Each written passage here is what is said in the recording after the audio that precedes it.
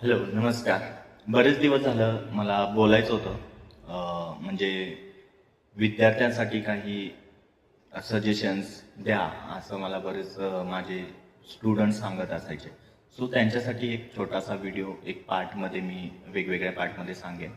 तर होतं काय, बरेच विद्यार्थी ज्यावेळी 10वी पास आउट होतात की आणि असे 60% विद्यार्थी असे असतात की त्यांना पुढे काय करायचं ह्याचं मार्गदर्शन जास्त भेटलेलं नसतं किंवा माहितीच नसतं की काय कोणता ट्रेड करायला लागेल. फक्त त्यांना कसं एक जसं एक बाहेरून रूम बनवलेला आहे आपण की एक एन्व्हायरमेंट बनलेलं आहे की बाबा कॉम्प्युटर म्हणजे खूप छान, डॉक्टरेट, इंजिनिअरिंग म्हणजे खूप छान, असं काय नसतं.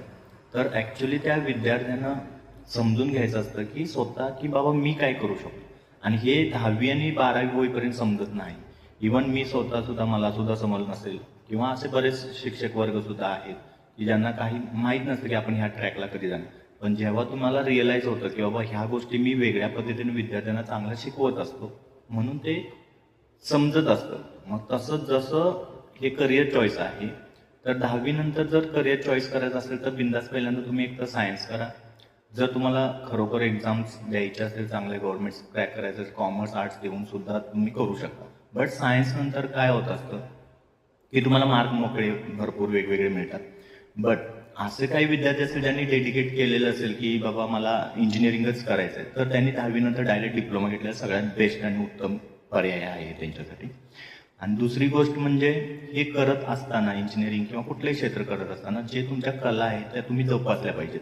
कारण की ह्या कलाच तुम्हाला करिअर ओपन करून देत असतात ह्या चार्ज. ठीक आहे. तर ह्या गोष्टीनेच तुम्हाला अनुभव मिळणार आहे, एक्सपिरियन्स येणार आहे, मग तुम्ही करिअर चॉईस करत असता. सो स्टार्टिंगला तुम्ही फक्त मला 60% पडले किंवा मला 40% पडलेत म्हणून जो काही ग्रुमिंग म्हणलाय बाबा मी इंजिनिअरिंग करू शकत नाही किंवा सायन्स, असं काही नसतं. नापास विद्यार्थी सुद्धा जेव्हा पुन्हा अभ्यास करतो तेव्हा तो पास होऊ शकतो. आणि विषयी राहणारे लोक आहेत, असं नाही की टॉपर विद्यार्थी म्हणजे टॉपच राहतो. त्यावेळी 10वीला एखादा 90-95% विद्यार्थी आम्हाला भेटतो, त्यावेळी तो कधीतरी 80% सुद्धा इंजिनिअरिंगला आल्यावर होतोच किंवा डॉक्टरेटला गेल्यावरती. सो अशा काही गोष्टी घडत असतात त्यांच्यासोबत.